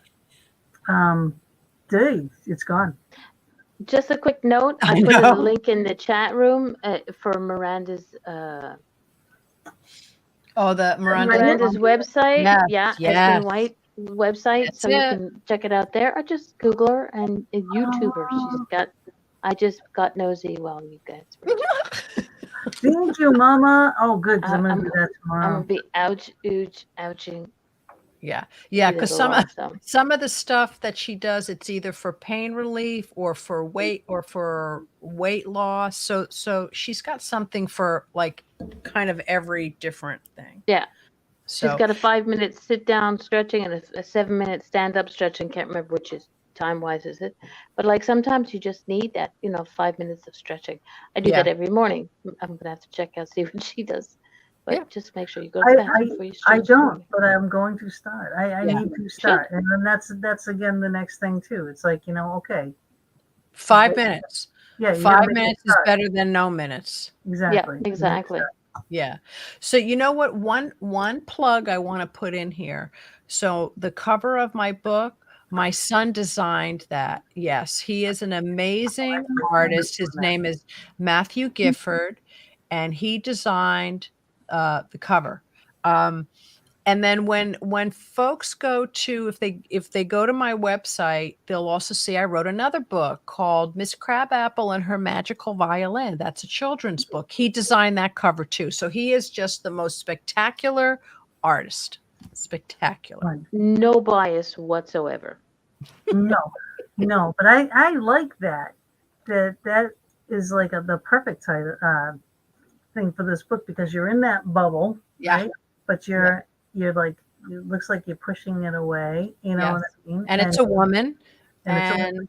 he put the band, the rainbow band. I wanted it to be very slight because this wasn't meant to be a gay book. Mhm. It's meant to appeal to a lot of different people. So And you put that in here. You know, you said it's like, I'm not male bashing. I'm not this. I'm not that. It's this is what happened to you. right. This is your I own life it. Yes. right here, right? Yeah. And it's very brave. It's a very courageous. It's an awesome book. And you had me laughing and you had me bawling. I seriously was bawling. And then even after, I wasn't even reading it, I would just think about it. I was like crying. And it took me like days to get over it. And then to this afternoon, I was like, I started, you know, like I just refreshing and stuff. And I came across a few things and I'm tearing up again. I'm like, all right, this is it. Now you have to get this out because the show's tonight. So I'm going to go cry on air. Right. Yeah. Well, I asked her for a quick sum up of what was the most poignant part of the book, and she started to tear up when she was talking about it. So, yep. Yeah. You know, Yeah. so. The fakers and the takers. Oh my God. Oh my God. Yeah. It covers everything. It really does. I mean, I can't recommend it enough, honestly. I know I should have asked a lot more questions about the book, but I'm telling you, people, go to her sites, okay? And let me get these things back up here again. So this is her business, right? Yes. AdNet/account. You can go to www.adnetp3.com. Okay, and her website is www.betsycerulo.com. So find her on YouTube and Facebook and LinkedIn and all those social media sites. But yeah, get the book. The book is available on Amazon. It's worth getting, you know. Thank you. Yeah. And if any of your listeners know people who are looking for work in the areas that we cover, go to the AdNet website. We work on projects that are remote. So we may be able to help people that you know who are looking for work, always looking for good talent, good professional talent. Awesome. I'm Canadian. Do you, just let me ask you this, like, because we got just a few minutes left. What's your biggest regret that you've done business wise? You know, I think that business wise, it's probably that I didn't transition out an unhealthy business relationship sooner. That's my biggest business regret. Yeah. Mm-hmm. That's a good one. That is a good one, and that's a lesson that you can say, I learned this for you, so please don't do that. You know. Yeah. And I am, and the people in my company are stronger for it now. Yeah. I mean, because everything does happen for a reason. You know, does. you go through all these things for a reason, makes you stronger. Yes. You know, but I think you're a great leader. Thank you. You know, and you're just a success all around. Thank you. And you're going to continue that for sure. There's no doubt, because you're fierce. Yeah, you know, you gotta be, and I love to surround myself with amazing people, amazing women, and tonight has just been fantastic. But you know, that's the way life is. If I had to sit for 2 hours and talk about my book for 2 hours, I'd be like, because what makes content in a book or whatever, it's all these different fibers of who we are. And I would love to go on a in a haunted house with you. Oh, Anytime, we're not that far away. No. You know, Come on down. Let's go to Uplands Mansion. I'll do that with you. I'll do that with you. I really would. I have all kinds of equipment, you know, stuff that you can hear now, stuff we can hear later. You know, you go on what you feel. Yeah, lots of stuff. We sell equipment. So we make equipment, we sell equipment. You know, I'll walk behind you. I don't see, this would be one time I don't want to be the leader. I will be the caboose. So that I will be the first one to run out the door. Yeah, but you know what we always say, you know, when we all go like upstairs and stuff, is we have like Ghost Detectives TV too. Wow. You know, so it's and we have to film everybody going up the stairs. Well, they always say the last one up the stairs is the one that gets eaten. Oh. So, you know, all right, I'll be the next going in the middle. Yeah, you don't want to be second to last. You can offer up Susan. She'll be last because she's not here to defend herself right now. She's watching Yellowstone. Oh, without you, that's horrible. That's okay. She said, "How?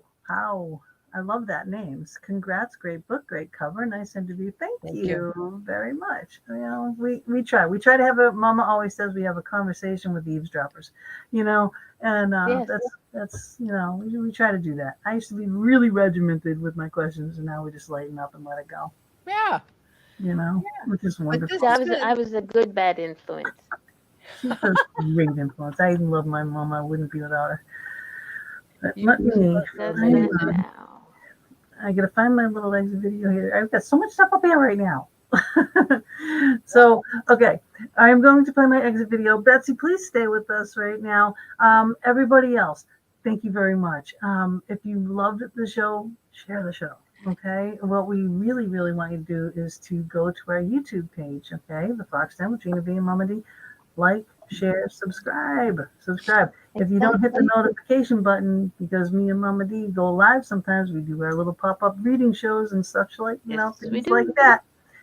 We'll only be on YouTube, so you're not going to see it on Facebook. So if you don't subscribe, I'm going over there. You'll never know. All right, so next week, we do have a psychic coming on next week, Michelle Claire, and that will be very interesting. Very interesting lady. Yeah, she's been on a couple Netflix series and stuff, so she's very, very cool lady. So we will see you all then, and ciao for now. See ya.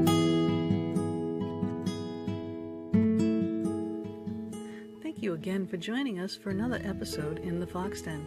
We're here every Thursday evening from 8 to 10 p.m. Eastern Standard Time, bringing you a variety of guests, streaming live on Facebook, YouTube, and our anchor venues. We would love it if you would go to our YouTube channel, The Fox Den with Gina B and Mama D, and please subscribe, share, and definitely hit the notification button to never miss a show. We'll see you all next week, and subscribers, watch for our pop-up shows as well.